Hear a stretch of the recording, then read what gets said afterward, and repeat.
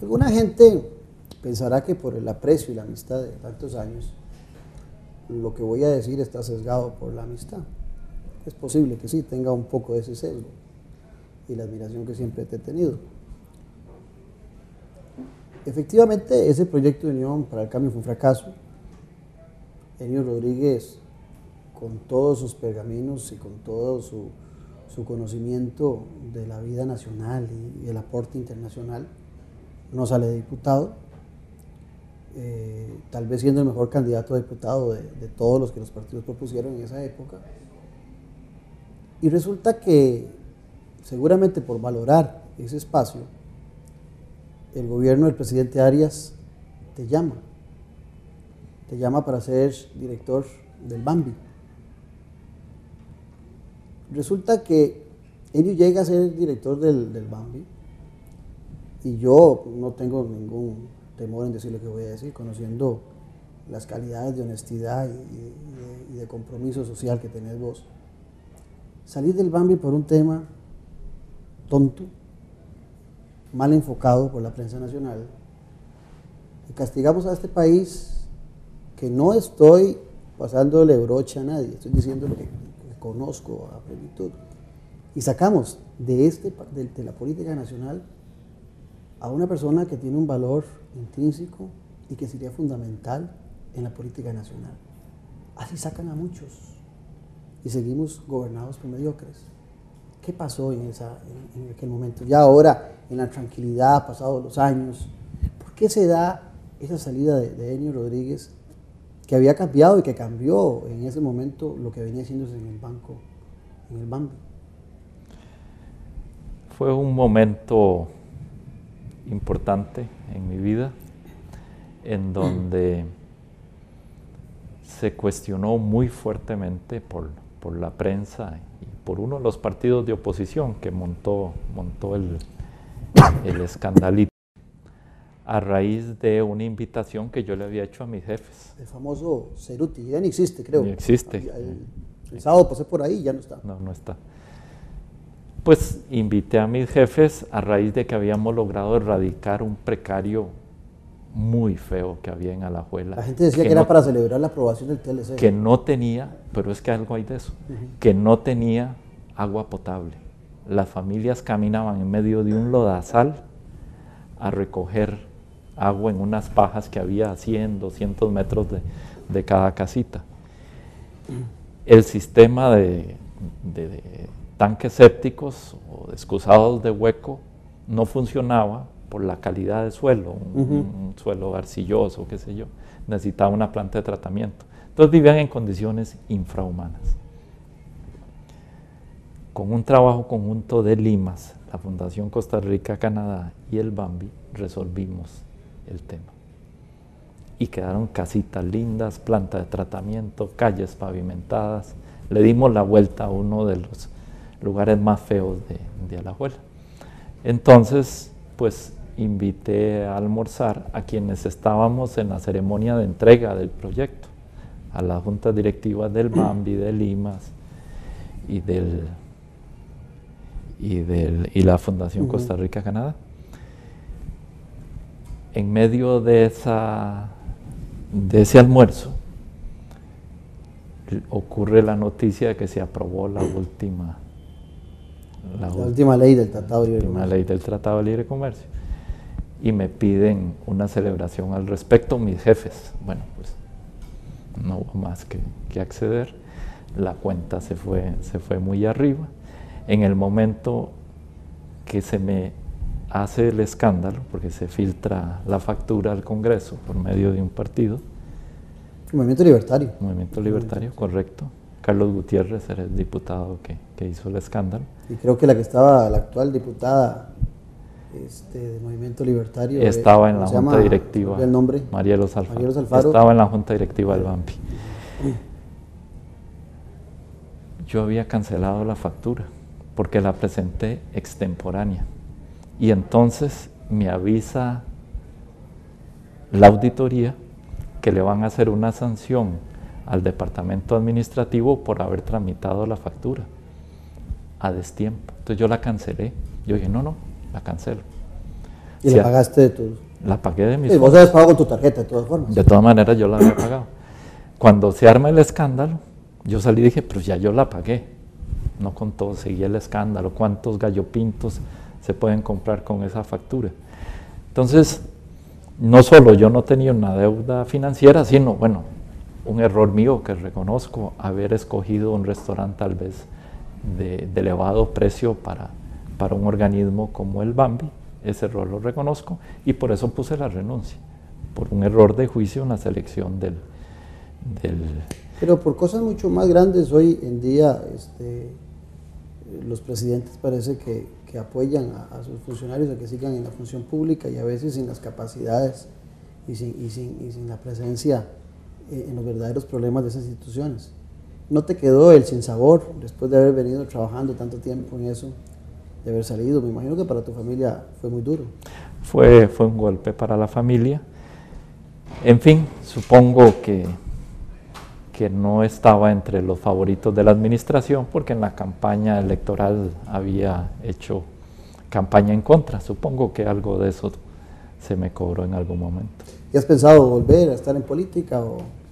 A mí la política no me llama, no tengo la vocación del político, la ambición del poder. He estado en puestos públicos, siempre renunciando a cargos mucho más remunerados y de reconocimiento internacional, en todas las ocasiones. Lo hago más por una sensación de compromiso con Costa Rica. Entonces yo no tengo una ambición de volver a la política.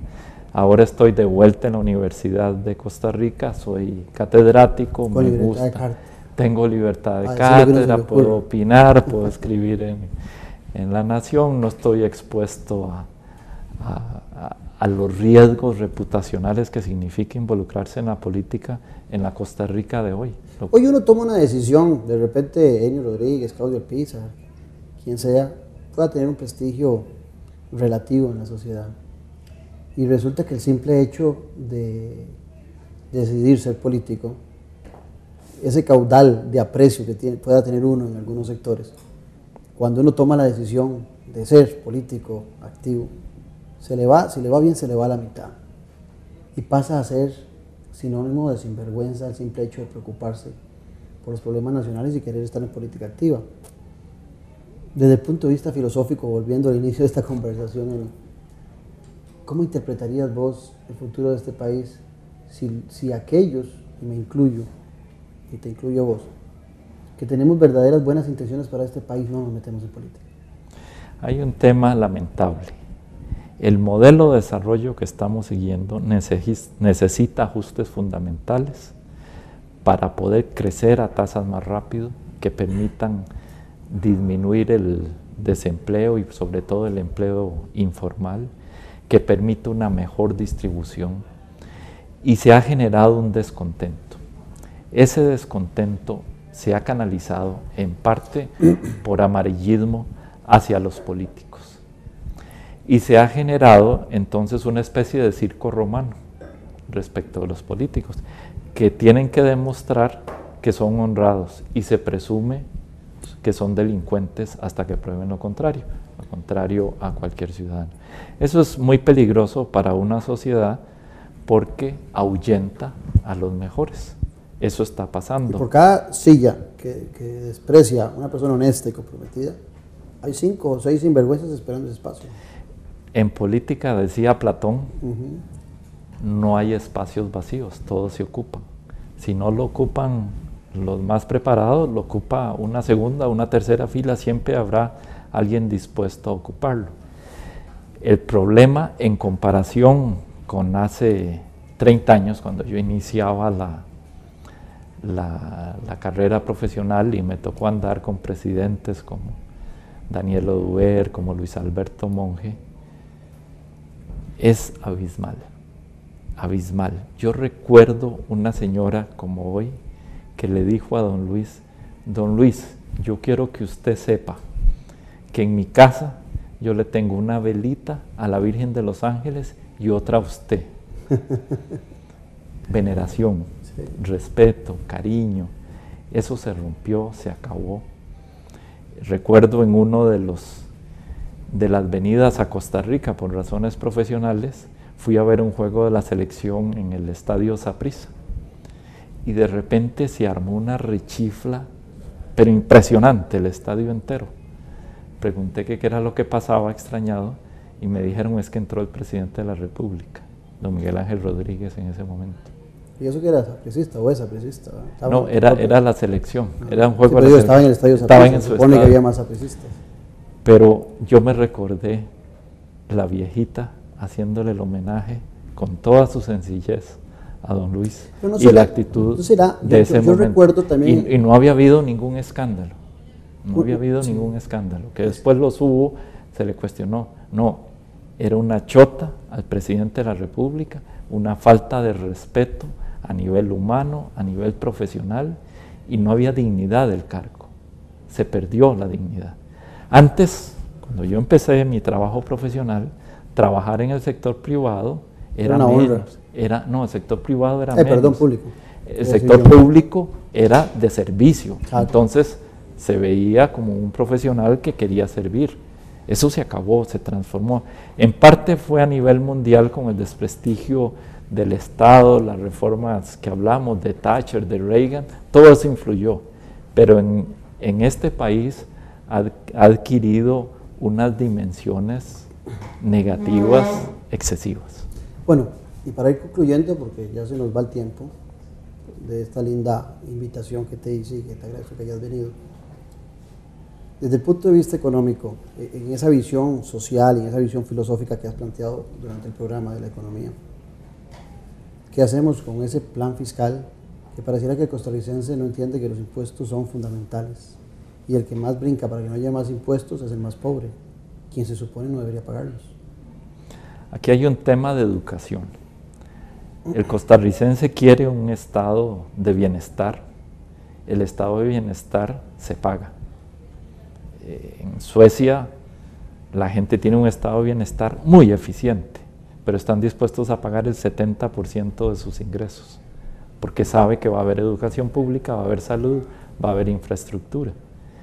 Pero yo no creo que los suecos sean más honrados que los costarricenses. Ni los noruegos, ni los daneses, ni los norteamericanos. Creo que pagan porque existe una estructura para que paguen. Si pudieran burlarlo como hacemos los costarricenses, lo harían. Existe dos cosas. Primero, una estructura de cobro. Segundo, hay una conciencia cívica de que se pagan los impuestos, que aquí no existe. Y tercero, hay confianza de que el gasto se va a usar bien. Aquí fallan las tres cosas. Entonces aquí hay un tema de educación, un tema de explicar y un tema de distribuir mejor las cargas. El hecho de que haya sectores amplios que no pagan impuestos, pues deja con un sinsabor a quienes sí lo pagan. Entonces tiene que haber una reforma integral del sistema tributario y un proceso educativo de entender, porque en Costa Rica es usual que en una misma manifestación se pidan beneficios adicionales, salariales o de otro tipo, y a la vez no a los impuestos. Entonces la aritmética no da. Aquí hay que entender que si se quiere que el Estado cumpla funciones, hay que pagarlas, y hay que pagarlas de manera solidaria y generalizada. Sí, pero para concluir, la democracia es apreciada por el ciudadano si ve logros, si ve éxitos del gobierno. El aspecto filosófico que vos planteas de la democracia, que yo también creo en él, no es el aspecto que amarra al costarricense sobre la democracia. Lo amarra el hecho de ver a gobernantes realizando grandes cambios. Enio, un placer. Espero tener la oportunidad de tomarme, otro café y otro vino con vos. Muchas gracias, Claudio. Una oportunidad muy linda, una conversación, por lo menos yo la disfruté mucho. Yo también. Muchas gracias. Y a ustedes, gracias por acompañarnos en Noche Sin Tregua. Los espero de hoy en 8 días. Un abrazo.